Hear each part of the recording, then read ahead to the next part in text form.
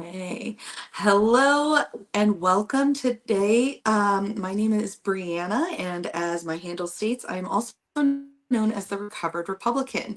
I am now a leftist and champion progressive ideals in Indiana. On today's show, we are going to talk about Indiana's foster care system and its struggles, including the impact of no more childcare vouchers for at least the next 2 years. Today, I will be speaking with Kristie Holder. She is a foster care mom veteran and a behavioral health retired healthcare worker. Welcome, Kristie. How are you today? I'm good. Thank you for having me, Bree. You're welcome. Thank you so much for coming on the show. I really appreciate it when people take time out of their busy schedules to talk to me. But before we dig into the meat of the subject, why don't you just explain your work background and your foster care background? Work background, I've pretty much been in healthcare about 20 years off and on, working anywhere from CNA to medical assistant, psychiatric tech, also did daycare for a while, and then stepped away from it to do foster care. Amazing. How many children have you fostered? Um, Roughly around 10 plus. Oh, wow. And are those of all ages or were you getting Oh, yeah. infants? All Um, ages. all ages, all the way up to probably 14, 15 years old. Okay. And your husband used to work for DCS, is that correct? Correct. He was a paralegal. Okay, wonderful. Mhm. And you have a child that you fostered and you have now adopted, is that correct? Yes. How old is that child now? He's 3 years old now. Oh, I bet he is so much fun, but so much work. Oh, yes, he is. But a joy, definitely. Yeah. Okay. So when we're talking about the foster system, you and I were talking about there's a difference between fostering through an agency and a fostering through DCS. Can you explain what it means to foster through an agency for us? So, through an agency, pretty much you are going with another company besides DCS that actually works with you hand on hand. They help with any paperwork that technically DCS would have you do yourself when you're with them. They actually offer more support in an aspect of, rather when it has to do with the kids or with you yourself.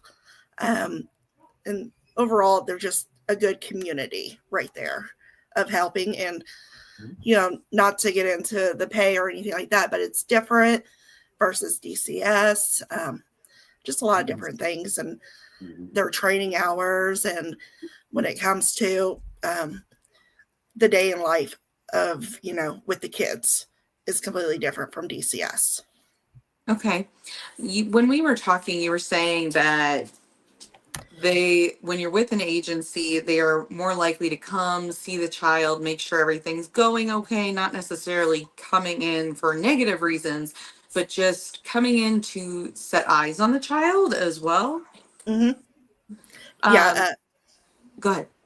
I was going to say agencies, yeah, they, depending on a CAN score, they will come in rather 1 to 2 times a week, or it could be every 2 weeks or once a month versus DCS. They are supposed to lay eyes on you once a month, well, on the children once a month. So that's the difference between that. Okay. And so it sounds like there might be a lot more work involved with going through DCS. Is that an accurate statement? See, I've heard mixed reviews from other foster parents and everything, especially when Derek and I were joining, trying to become foster parents.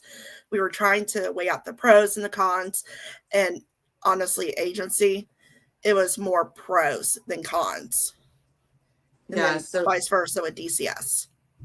yeah, what were some of those pros and what were some of the cons for DCS? Do you recall? I mean, so pros, yeah, you're able to get the children quicker. especially when they're being pulled from their situation. You're able to get them, you're the first call for DCS. I know a lot of foster parents, not a lot, I don't want to be that type of person, but the ones that want the younger ones, the babies and stuff, they go through DCS. It's very rare to get them through an agency. Agency, that's more of the medical fragile babies. And with agency, it's also other children that just were not placed in homes. Or if they are long term, then they go into a different home. Okay. So when a child ends up in an agency, typically they have a higher CAN score. Yes. Okay. So the way that it kind of works, it sounds like DCS kind of goes through and tries to place everybody, and if they can't, they go to the agencies. Right. Okay. They'll pretty much go into the placement line. Like I know in the last couple of years, they've been completely overwhelmed with not having enough foster parents and everything, rather through DCS or through agency. And they're pretty much trying to figure out where they're going to place the children.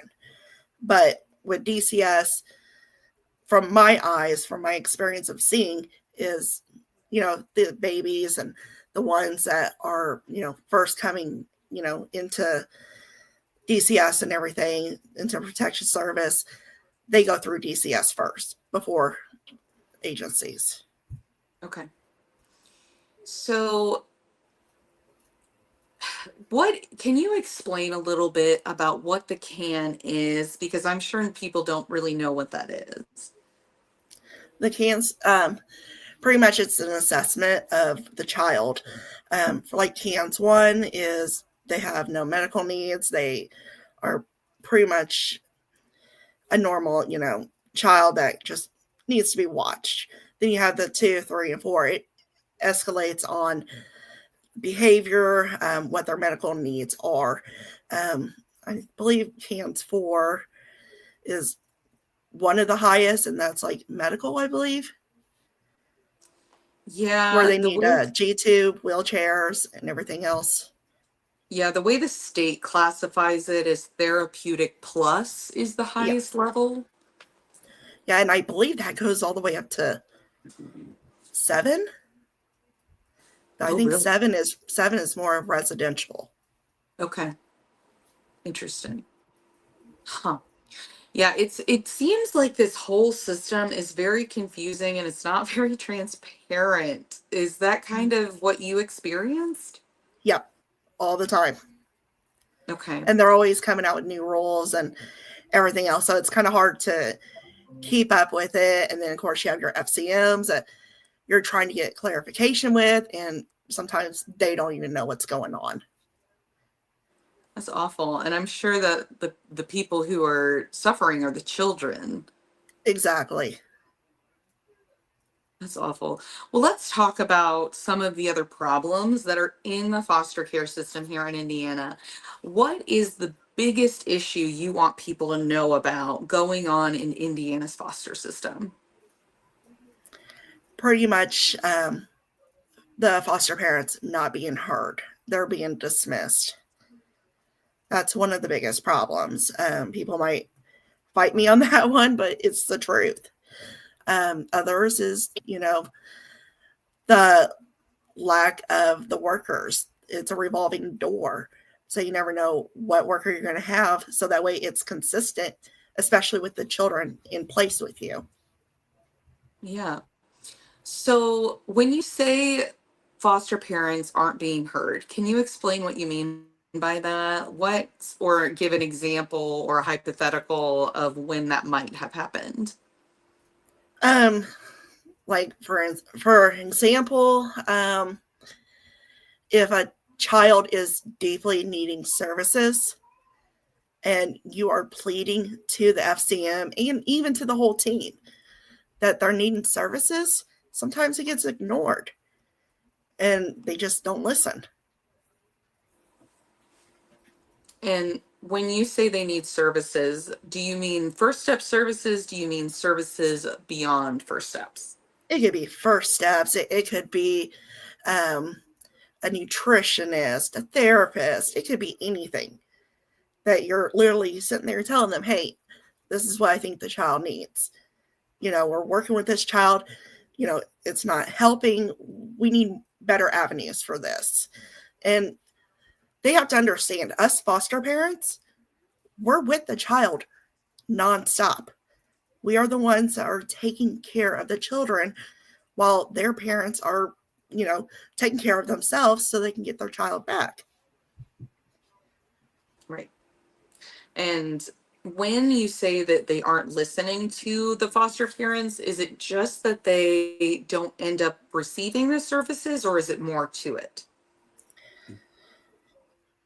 See, it's like a 50-50. It's rather some of them do it, or it's rather being swept under the rug, or they're just not wanting to do it and just be lazy and pass it off or just ignore it. And you mentioned before that sometimes you were even seeing some of these kids when someone would report that they needed more support, they would remove the child from that foster parent's home. Right. Why do you think they did that? Make their job easier so that way they don't have to handle all the paperwork and everything else with it. That's what my thought is. I've had an incident like that happen. So, Mm-hmm. and it's heart-wrenching. Yeah, it almost sounds, yeah. How could you not get attached? Right. So to me, it almost seems like if they're taking the child out of the home, when you were saying, hey, this child needs more support, that feels like they are blaming the foster parents for this child's issue. They're saying, because if you're just removing the child from the home, that means that they think that that problem is stemming from the home. Yeah. Sometimes it's like that, and sometimes foster parents do feel like it.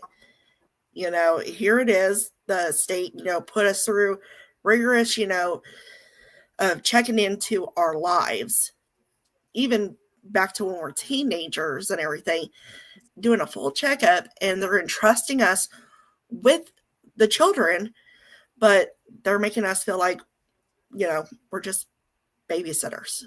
Like, okay, just watch the child. That's how I Don't feel. rock the boat. Yeah. Do I? Don't rock the boat. Right. So the other thing that I thought was really interesting that when I talked to you was that sometimes it seems like they're pushing some foster parents to adopt some of these children very quickly. mm-hmm. Yep, because they need a plan. They need a plan. Yep. But wouldn't it make more sense to have some sort of protocol of like how long a child needs to be in a home before they decide if this is a good fit, if it's like going to be a place where the child is going to thrive, even maybe it's not a good fit for the child. You had mentioned to me that someone had tried to encourage you to adopt one of your foster children after they'd only been in your home for 60 days. Yeah, and technically the child is supposed to be in your home for 6 months before an adoption can even happen. They also have the 15 out of 22 months where they're supposed to be in the foster system that long before TPR and anything like that can happen. But it's just crazy how you have a child in your home for that short of a time and you're already being asked, hey, would you like to adopt this child? How about we wait on that? Let's figure out if we're a good fit and everything else, and let's see if that case is actually going that direction versus jumping the gun. Yeah. So do you feel like it's them being pressured just to have like a plan in place and they're just trying to do it too early, or is this when It they're supposed to do it? feels like it's being rushed. They're rushing it, and it possibly could be to where they're trying to hurry up and close the case, which you're seeing a lot of that. And why do you think that's happening? Honestly, again, it'll have to go back to the whole DCS, being understaffed, underfunded. They're getting too many caseloads, and they're just swamped. Yeah. Yeah, I think that they've been chronically underfunded for so long. It's really hard to catch up when you're already underwater. Mm-hmm. So, when we're talking about the chronically underfunded, Indiana just recently announced that there's going to be zero new child care vouchers given out for at least the next 2 years, which, from my understanding, a lot of foster parents use the child care voucher in order to be able to afford to be a foster parent. Will will foster parents be able to pay for daycare with the money that they're getting reimbursed through the state?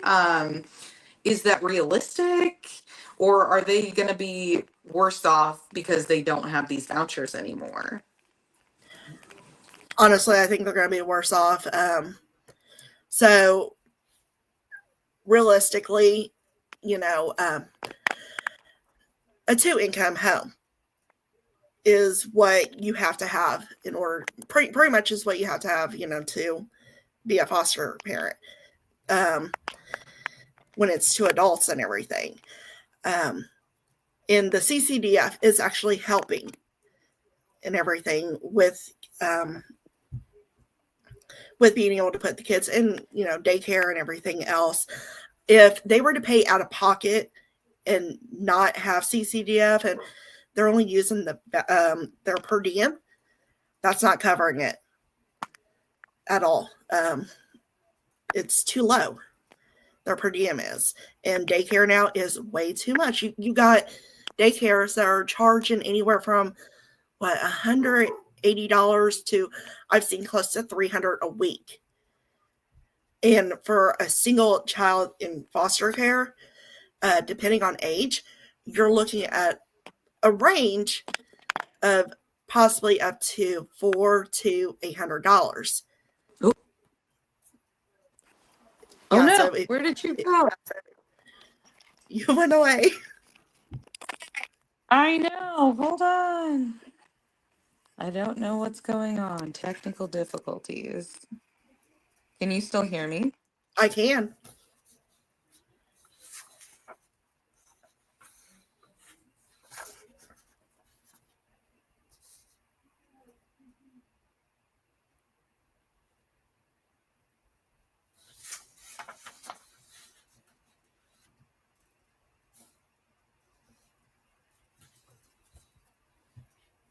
Okay, there we go.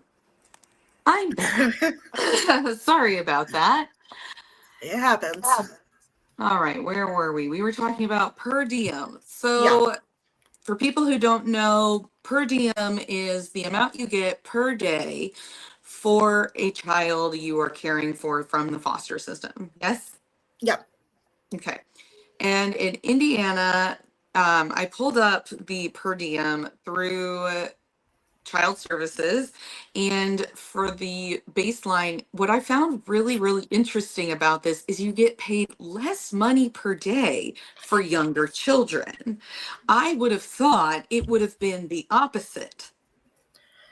You would think with the diapers, formula, and everything else, which WIC covers the formula, but for all the things you need for a baby, a toddler, yeah, you would think it'd be Yeah. higher.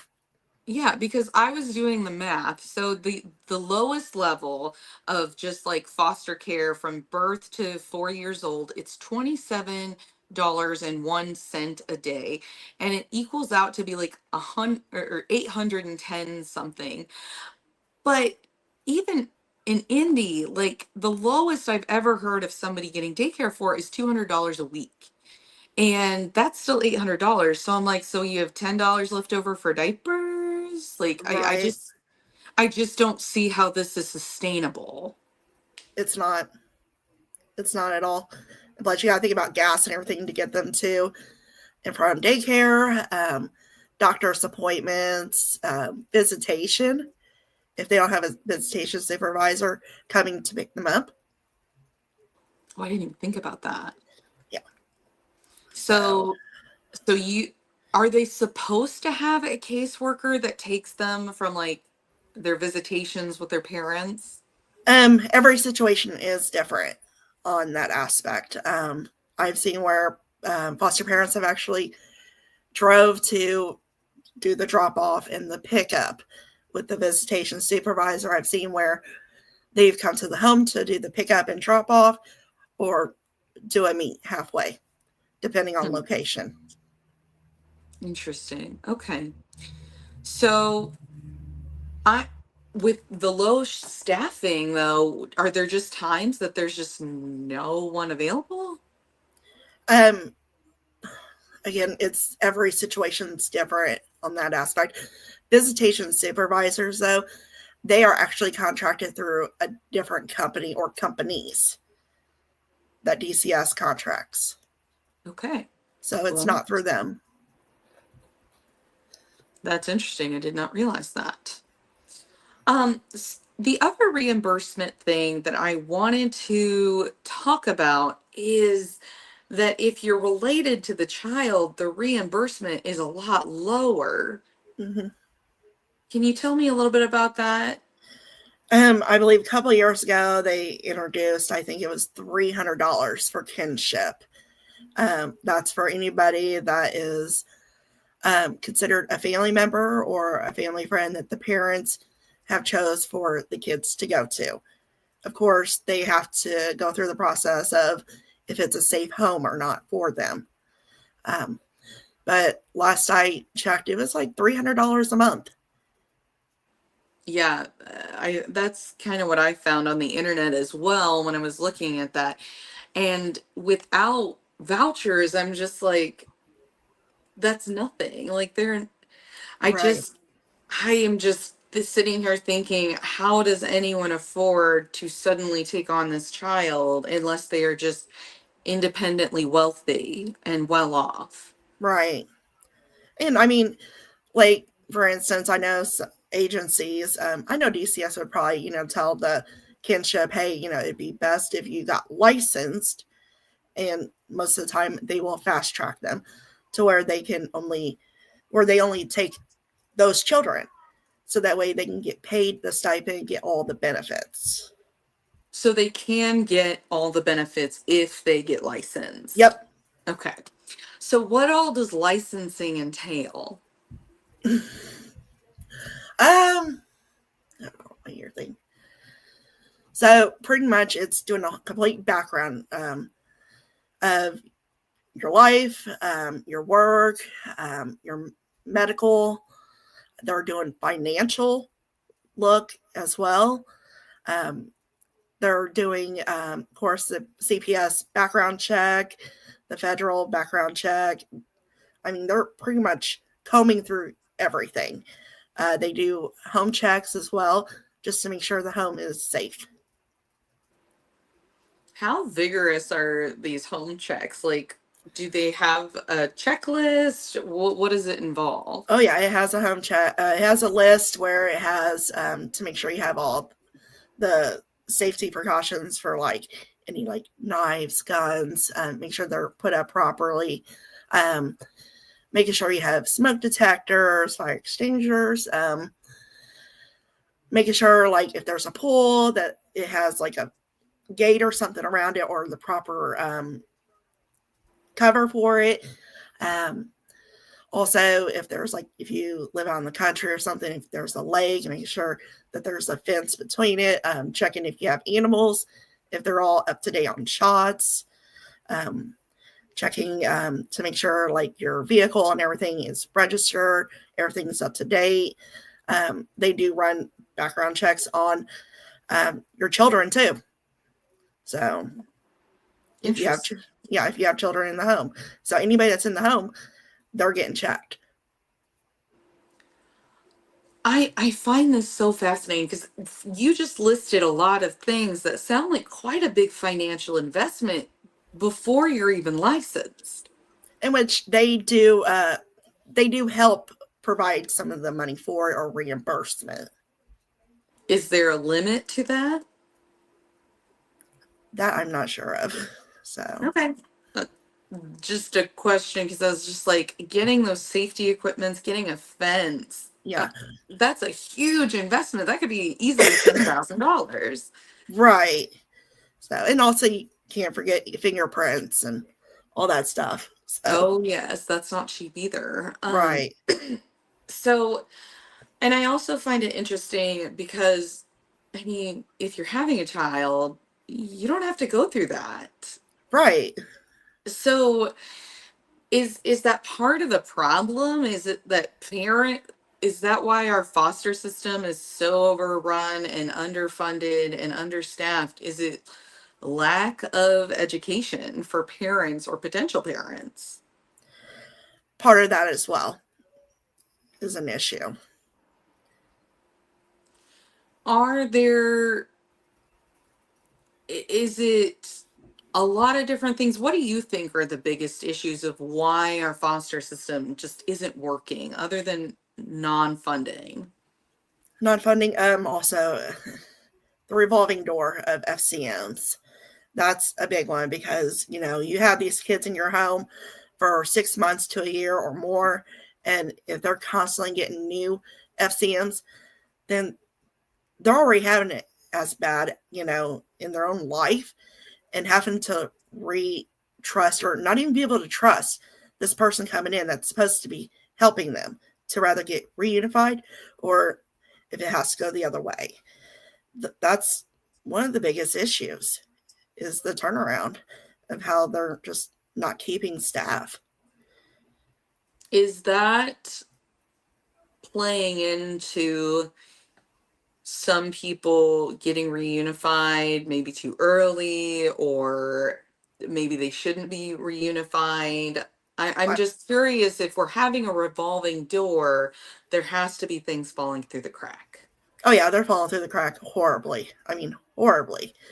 So yeah, you have these FCMs that are coming in, and they don't know the entire case. They don't know what's going on. And you have that one FCM that comes in, and you don't know if that child has been severely abused by one of the parents or whatnot. And they're thinking, okay, well, this parent's doing what they quasi need to do. They show up once in a blue moon. Let's go ahead and do a trial home visit. And I mean, trial home visits, yeah, it could rather go great or it's going to go sour. And then, of course, they want to move it quicker to reunification. Probably because they're trying to lessen that load any way they Yep, can. exactly. It just seems like this is such like a multi-level issue where Mm-hmm. it's funding and parental education and you know I just find it so fascinating that we have such a high level of expectation for foster families, but yet if it's your biological kid, there is zero expectation, it seems. Right. Yeah, there's a lot of expectations with foster parents. And, it makes you feel like you're the one who's being, targeted in a sense. Like you're the one who's put on trial. And it's like, no, no, no. We are the ones who are helping. We're helping to keep the children safe until it's time for them to go back if it happens. But it shouldn't be forced if Right. it's not. I've heard a lot of foster parents talk about feeling like the parent was given extra shots based on how the laws are written. Is this Mhm. something you hear from foster families or something you maybe experience? Oh, yeah, definitely. I mean, I've seen it and I've talked to other foster parents where it seems like, like for instance, if a parent doesn't do visitations like they're supposed to, or do their classes like they're supposed to, but right before court, happens, oh, automatically here comes some, parent, oh, I want visitations. I want this, I want that. And of course, FCM, they bend and let them go ahead with it to allow more time. Again, I'm all about reunification for the right reasons. And I know that you said that when reunification happens too quickly, sometimes it ends badly for the child. Hmm. Yep. Sometimes it happens, ends up being death. You're seeing it all over the news. A child is reunified with a parent, and within a couple weeks to a couple months, you're hearing about them, being killed. People are, trying to tell DCS, hey, this child needs to be looked into, da, da, da. And it's whether they're looking or they're not looking. They're either taking it serious or they're not taking it serious. And when it comes to a child, it needs to be serious. I You were mentioning a statistic that like more deaths happen after reunification than any other time in the foster care process. Um, I know a while back, we were getting notes, emails, showing data of children actually, you know, being hurt or being killed who have died while, after being reunified or even before they were brought into the system because everything happened too late or whatnot. I- Is that the same report that you were talking about that was like DCS sends all foster parents a death report? Yeah, Like, and tell me about that. Who is on that list? What does that list entail? it just, from what I remember, when I first got it, was it just showed the data of, the age of the child, the race, demographics of, the child, and pretty much what the situation was that led to it, whether they were reunified or it was before it happened, before they were taken from the home. And it was just showing the numbers of how many deaths were happening.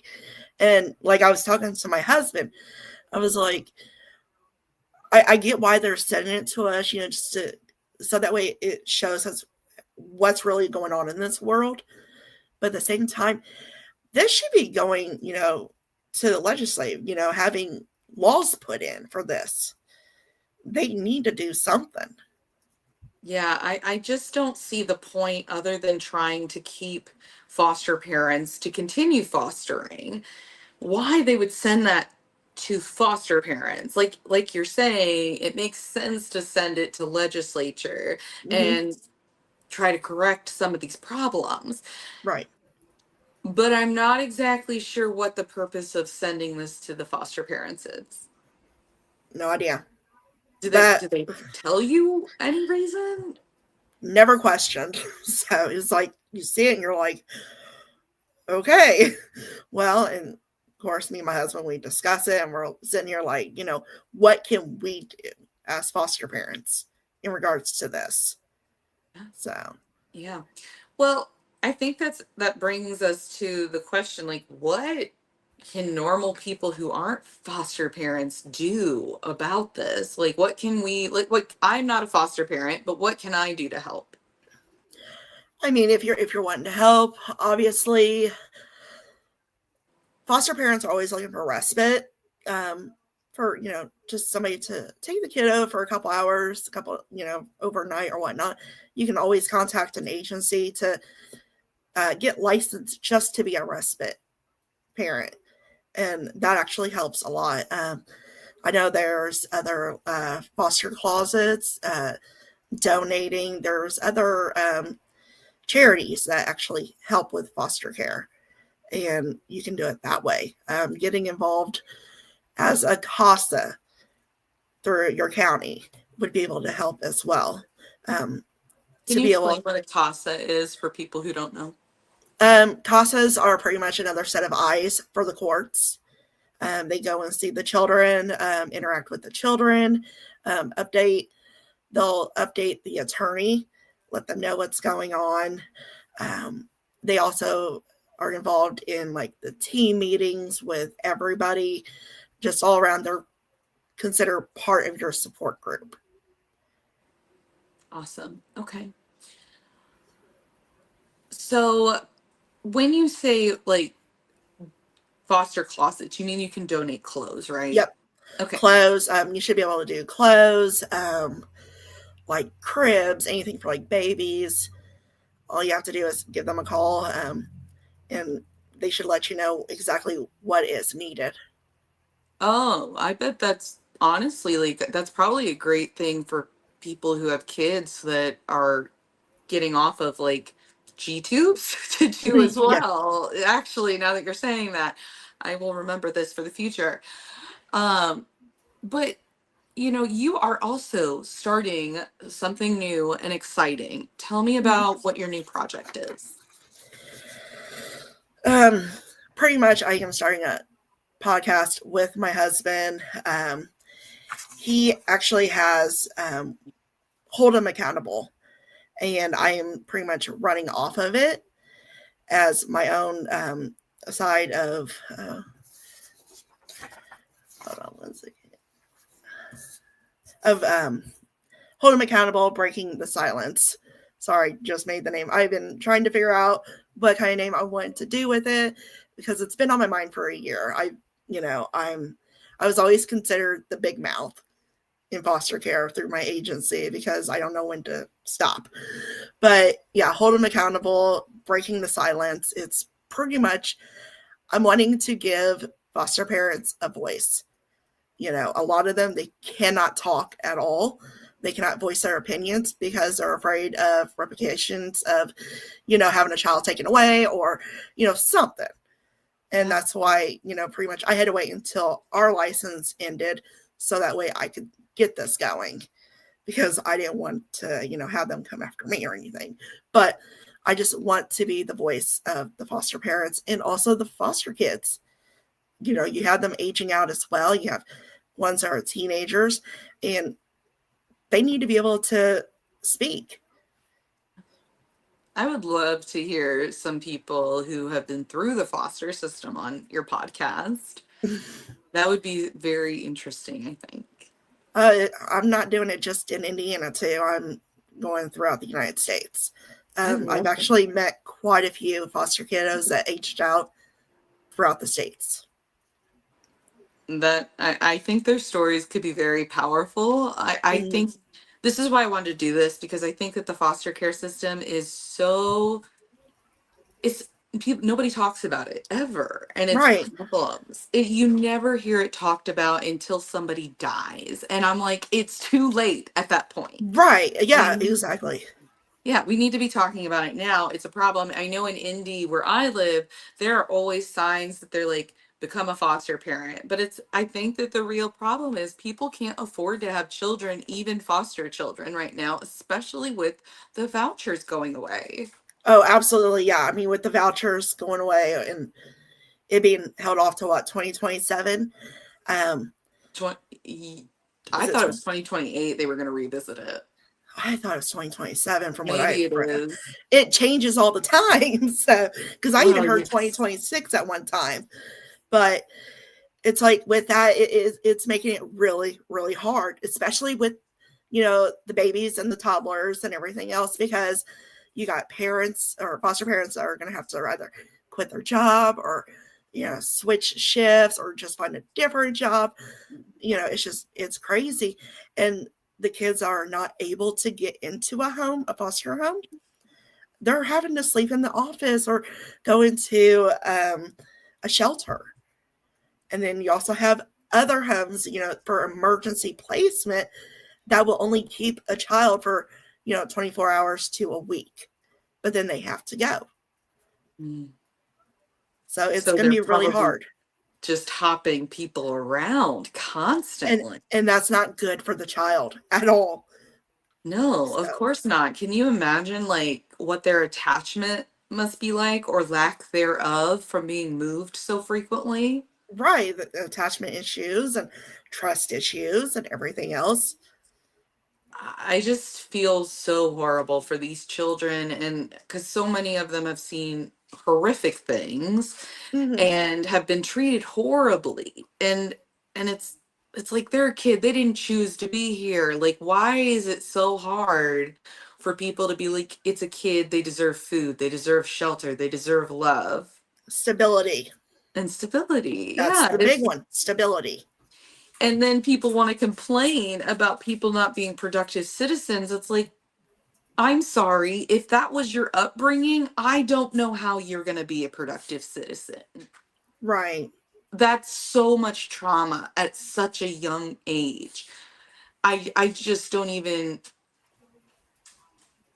that's it is just so heartbreaking because like how can you grow up to trust anything in life? Right. And especially, with the kids that are aging out and everything, and they've been in a home but were never adopted and everything. You got them that are, some of them, they go out to the world doing great things. And then you got the others that were following their parents' footsteps. So it's all about stability. I mean, if they're able to stay in one home, let them stay. If a foster parent is asking for help and getting referrals and everything, help them, because at least it's keeping the child stable at a home and being cared for and loved.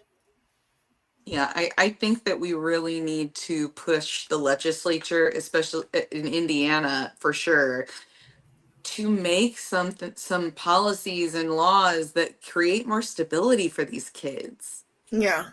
And them redistricting the whole state, I'm fanned by it, because that right there, it just seems like the FCMs have more of a caseload now,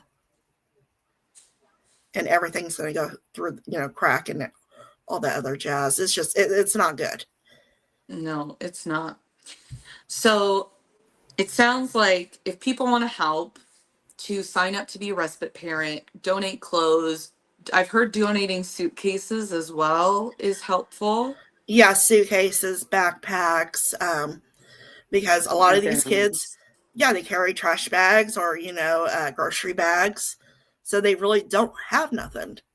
Yeah, yeah. I was just thinking about getting rid of a bunch of suitcases because I was getting some new ones, but I was just thinking about this conversation, thinking I should take those to a foster house or somewhere so that Yeah, they can be used in the foster system. There's nothing wrong with them. They're just older. right. And a child will love it no matter what, because they're able to put their things in it and call it theirs.